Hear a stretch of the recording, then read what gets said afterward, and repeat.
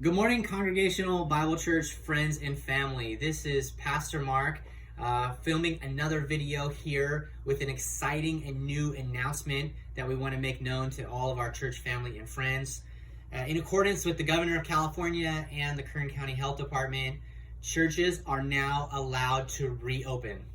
So we are really excited about that. We're praising the Lord for that, grateful to God that we are able to come back and meet together as a church family starting this Sunday.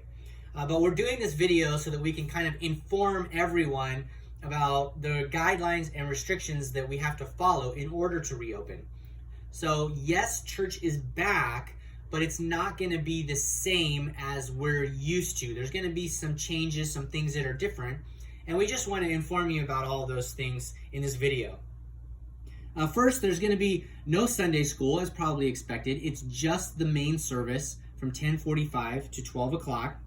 When you come, you are asked to park spread out in the parking lot. So if you could abide by that, that would be great. If you're a family with children, there is no children's church and there is no nursery provided.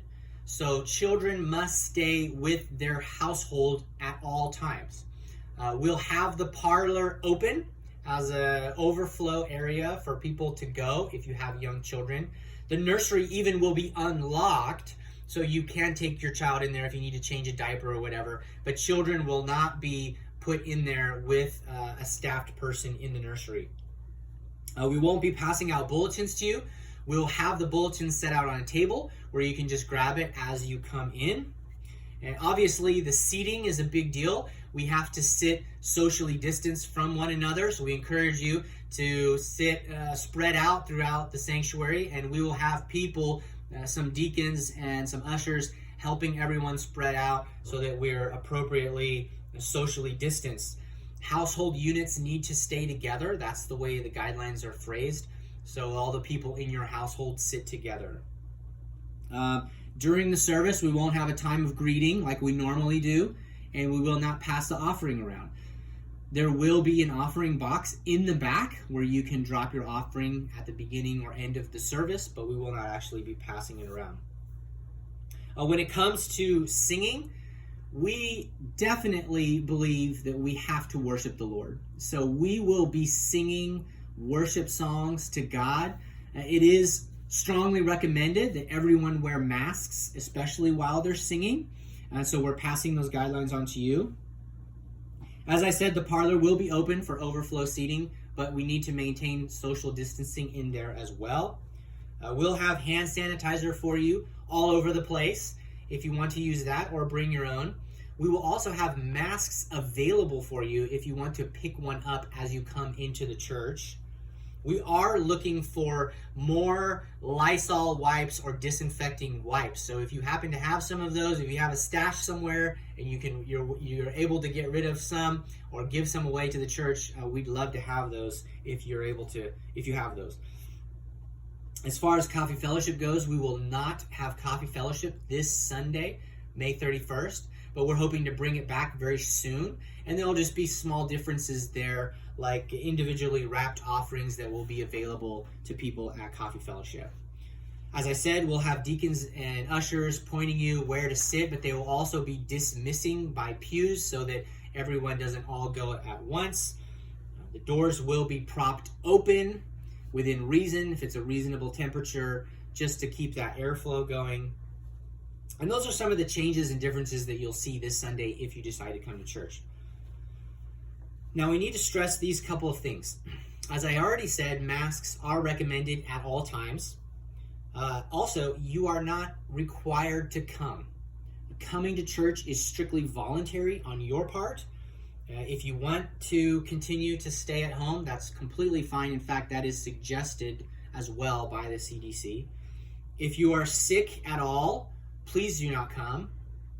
If you are in the high-risk category, please do not come. If you don't mind watching the live stream, you can continue to watch the live stream. We are going to keep live streaming from here on out. We're not going to stop that. So if you'd like to stay at home, or if you're in high risk or whatever, you can still watch the live stream. You can still watch the YouTube videos. Those will all be available, but the in-person church will be available as well.